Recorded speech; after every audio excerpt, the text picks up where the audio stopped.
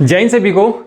चलिए छोड़िए ना अग्निवीर को, काहे चक्कर में पड़ रहे हैं। परमानेंट नहीं है, इतने साल बाद निकाल देंगे, इतने साल बाद रख लेंगे, टी आर्मी या छोड़िए। एक बढ़िया आर्मी की ग्रुप सी की भर्ती लेके आया हूं जो कि परमानेंट है। परमानेंट इन द सेंस कि इसमें नौकरी लेना भी आसान है।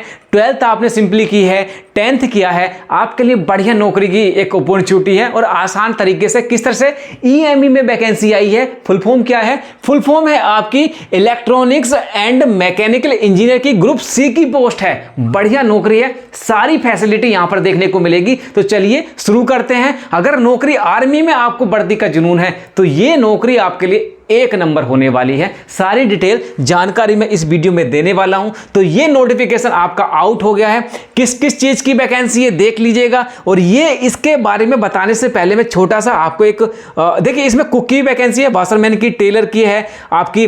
तो इसमें भरमार है वैकेंसी की। टोटल नंबर ऑफ वैकेंसी और किस तरह से क्राइटेरिया रहने वाली है, सारी की चर्चाएं करेंगे।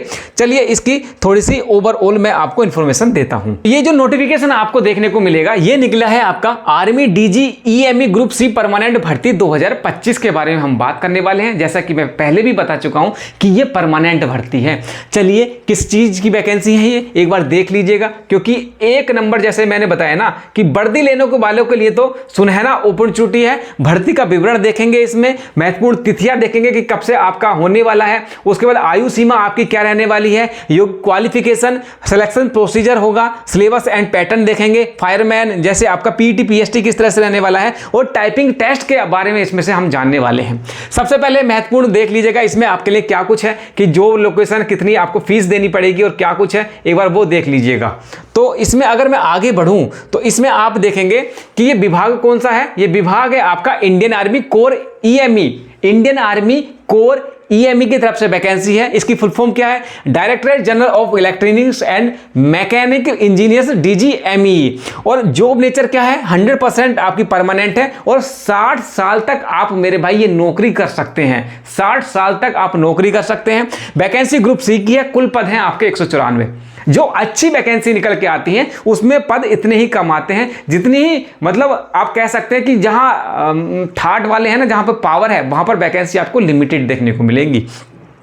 Job location all over India, आप कहीं भी जा सकते हैं क्योंकि सेंटर की जॉब है। उसके बाद एप्लीकेशन फीस आपकी 0 है और ऑल ओवर इंडिया से मेल फीमेल कोई भी हैं आप इस फॉर्म को अप्लाई कर सकते हैं। मेल और फीमेल पूरे भारत में आप कहीं से भी हैं आप अप्लाई कर सकते हैं। महत्वपूर्ण इसकी तिथियां देख लीजिएगा कब से आवेदन स्टार्ट हो जाएगा। तो देखिए जो आवेदन है ना ये आपका ऑनलाइन आवेदन होगा 4 अक्टूबर 2025 से स्टार्ट हो जाएगा। आवेदन की अंतिम तिथि 24 अक्टूबर 2025 इसकी रहने वाली है। सही है, आगे देखिए। तो ये डेट आप नोट कर लीजिएगा, आपको पता है। और एज कब से कब तक मांगा हुआ है?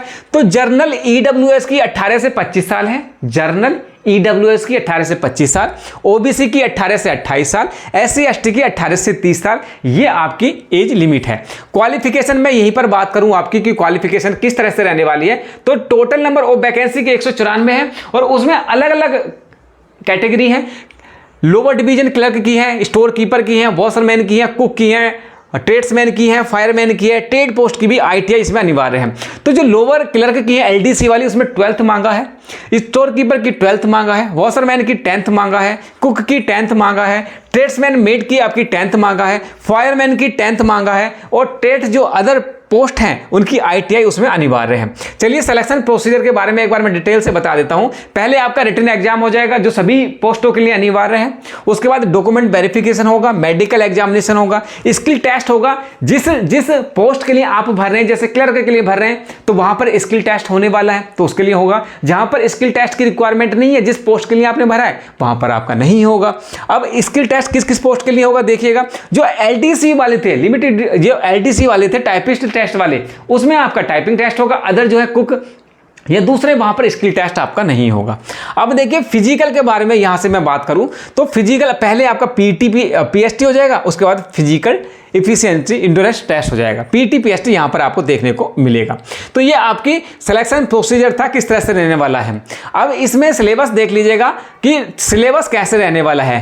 टेलीफोन ऑपरेटर, स्टोर कीपर और एलडीसी के लिए किस तरह से सिलेक्शन मतलब प्रोसीजर क्या है इसका। तो इसमें रीजनिंग जनरल इंटेलिजेंस और रीजनिंग 25 क्वेश्चन आएंगे 25 नंबर के, जनरल अवेयरनेस आएगी 25 क्वेश्चन 25 नंबर के, जनरल इंग्लिश आएगी 50 क्वेश्चन 50 नंबर के, उसके बाद न्यूमेरिकल एप्टीट्यूड 50 क्वेश्चन 50 नंबर के, और टोटल जो होगा ये 150 क्वेश्चन का होगा और 150 ही नंबर इसमें मिलने वाले हैं। तो इसमें पोर्शन कौन कौन से इंपॉर्टेंट है आपके, एक तो जनरल इंग्लिश हो गया और न्यूमेरिकल एप्टीट्यूड हो गया, दोनों मिलाकर 100 नंबर का है, और जो 50 नंबर बचे वो आपका जनरल इंटेलिजेंस और रीजनिंग और जनरल अवेयरनेस आपके 25-25 नंबर का होने वाला है। तो ये इंपॉर्टेंट है, यहां से ही आपका सिलेक्शन होगा। अगर मैं यहां पर बात करूं जो कुक है, वॉशरमैन है, ट्रेड्समैन मेड वाली जो है उनके लिए क्या वैकेंसी है, किस तरह से सिलेक्शन होगा। रीजनिंग 50 क्वेश्चन 50 नंबर है, जनरल अवेयरनेस 50 क्वेश्चन 50 नंबर है, जनरल इंग्लिश 25 क्वेश्चन 25 नंबर है, न्यूमेरिकल एप्टीट्यूड 25 क्वेश्चन 25 नंबर है, और कुल मिलाकर यहां पर भी 150 क्वेश्चन होंगे 150 नंबर के। अब यहां पर देखिए सभी जनरल इंग्लिश और न्यूमेरिकल एप्टीट्यूड थोड़ा कम कर दिया, यहां पर जनरल अवेयरनेस और रीजनिंग को बढ़ा दिया गया है, जस्ट मतलब उसका रिपीटिशन है, टेलीकम्युनिकेशन ऑपरेटर और रेडियो ऑपरेटर, स्टोर कीपर और एलडीसी वाले का से ये वाली जो वैकेंसी है ये इजी है आपको लेने के लिए। चलिए आगे बढ़ते हैं और मैं इसमें कुछ और जानकारी ऐड ऑन करना चाहूं कि इसकी पीटी पीएसटी किस तरह से रहने वाली है।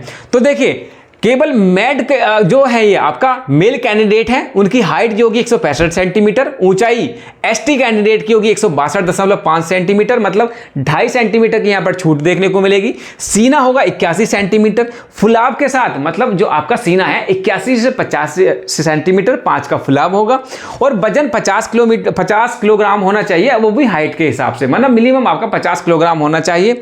और पीटी इवेंट में देखेंगे आप तो यहां से पाएंगे कि आपका जो वजन है अगर 63.5 किलो वजन है तो 183 मीटर तक ले जाना 19 सेकंड में, ठीक है। वजन होगा जैसे वजन कंधे पर रख के और उसको ले जाना होगा, 63.5 किलोग्राम वजन होगा, 183 मीटर लेके जाना है और 96 सेकंड में आपको वहां पर लेके जाना होगा। कितना 183, और ये आपका वजन के बारे में हो गई। 2.7 मीटर का गड्ढा कूदना है, 3 मीटर का वर्टिकल रोप क्लाइंबिंग करना होगा, ये भी जरूरी है यहाँ पर आपका। अगर यहीं पर आगे बढ़े और मैं बताऊं आपका कि एलडीसी टाइपिंग के लिए क्या है, तो देखिए इंग्लिश की टाइपिंग आपकी 35 वर्ड पर मिनट, मतलब 1 मिनट में आपको 35 वर्ड टाइप करना होगा।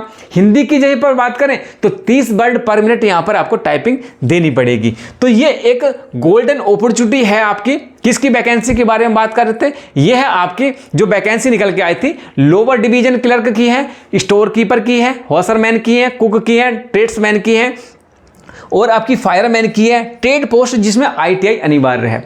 तो ये कुल मिलाकर आपकी 194 के आसपास वैकेंसी है। इसका जो नोटिस है जो मैंने आपको दिखाया है, ये नोटिस ये मैं टेलीग्राम पर डाल दूंगा, पंकज फौजी स्टडी ग्रुप, वहां से आप जाके डिटेल से पढ़ लीजिएगा इसको। और इसमें डिटेल से, क्योंकि देखिए वैकेंसी तो ज्यादा नहीं है, वैकेंसी मैं पहले ही बताता हूं 194 वैकेंसी है, 194 है और उसी में से आपको सिलेक्शन लेना पड़ेगा। तो इसमें से सिलेक्शन लेना है तो पढ़ना पड़ेगा, सिलेबस मैंने आपको बता दिया है, 194 वैकेंसी है, उसी हिसाब से आप देख लीजिएगा। तो पंकज फौजी स्टडी ग्रुप को ज्वाइन कर लीजिएगा, जिससे कि कोई भी अपडेट आए मैं आपको इन्फॉर्म करने की कोशिश करूंगा। अगले वीडियो में मिलते हैं, तब तक के लिए जय हिंद।